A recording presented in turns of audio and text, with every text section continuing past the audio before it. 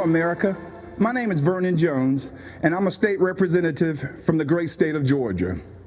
As you can see, I'm a man of color, and I'm a lifelong Democrat, too.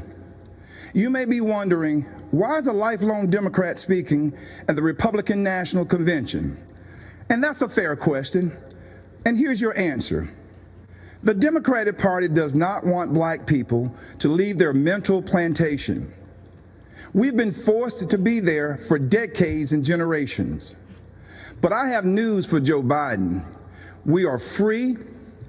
We are free people with free minds. And I'm part of a large and growing segment of the black community who are independent thinkers, and we believe that Donald Trump is the president that America needs to lead us forward. This is no time for sleeping in the basement.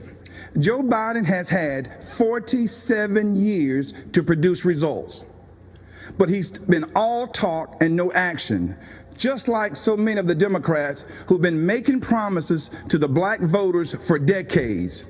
We've been their captive audience.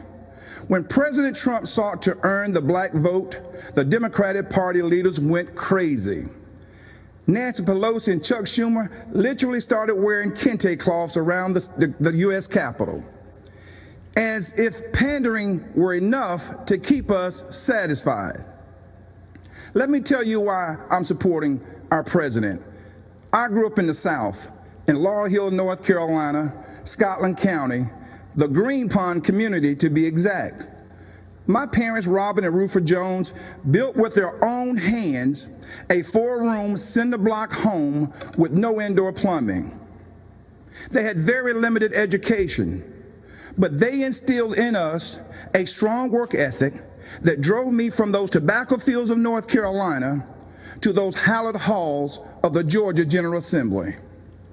My parents taught me if I believed in God, worked hard, and treated every person fairly, there was no limit to what we could achieve. I attended North Carolina Central University, an historical black college. For generations, HBCUs have been the incubators that develop black scholars in math and science and religion, engineering, and politics. They have been important springboards for the black success. But Democrats haven't treated them that way. When President Trump took office, he changed everything. He delivered historic funding to HBCUs, and he guaranteed it for 10 years, something that's never happened in the history of this country. That gave our HBCUs stability, the chance to grow, and produce the next generation of black leaders. That's right, Donald Trump did that. He's also supported school choice to ensure that no child, no matter their race or zip code, is left behind. Every child should have access to a quality education. But education is just the beginning. The president also built the most inclusive economy ever, with record low unemployment for African Americans and record high participation in the workforce. He put opportunity zones in the Trump tax bill that would drive investment into our communities for decades to come. He put the interests of American workers, and especially black workers, first. That's right, Donald Trump did that. He delivered historic criminal justice reform. He ended once and for all the policy of incarceration of black people, which has decimated our communities, caused by no other than Joe Biden. Democrats wouldn't do it, Obama didn't want to do it, and Joe Biden and Kamala Harris definitely wouldn't do it. But Donald Trump did it. He's also working every day to make our communities safer. As a former executive of DeKalb County, Georgia, I directed one of the largest public safety departments in the Southeast. I've seen tragic shootings on both sides. Officers killing citizens and citizens killing officers in the line of duty. Police officers are our fellow citizens. They live in our country. They have families too.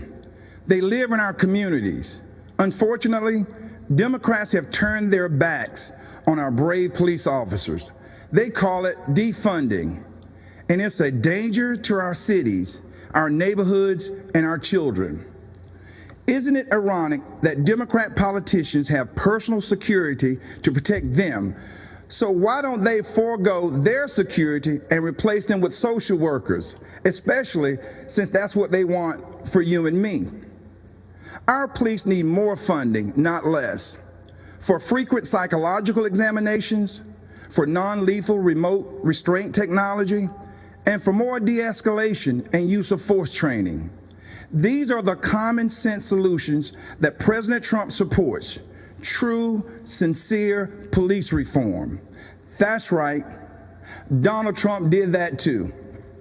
Education, jobs, safety, security, on issue after issue. And in just a single term, he destroyed these negative forces that have victimized the black community for decades. He gave us the opportunity to rise. Now, you know, when I made the public announcement of my support for President Trump, all hell broke loose. I was threatened, called an embarrassment, and asked to resign by my own party. Unfortunately, that's consistent with the Democratic Party and how they view independent thinking black men and women. But I'm here to tell you that black voices are becoming more woke and louder than ever. The Democratic Party has become infected with a pandemic of intolerance, bigotry, socialism, anti-law enforcement bias, and a dangerous tolerance for people who attack others, destroy their property, and terrorize our own communities. That's what this election is all about. And that's why right now, more than ever before, America needs Donald Trump in the Oval Office for another 4 years. God bless you, and vote Donald J. Trump. Thank you.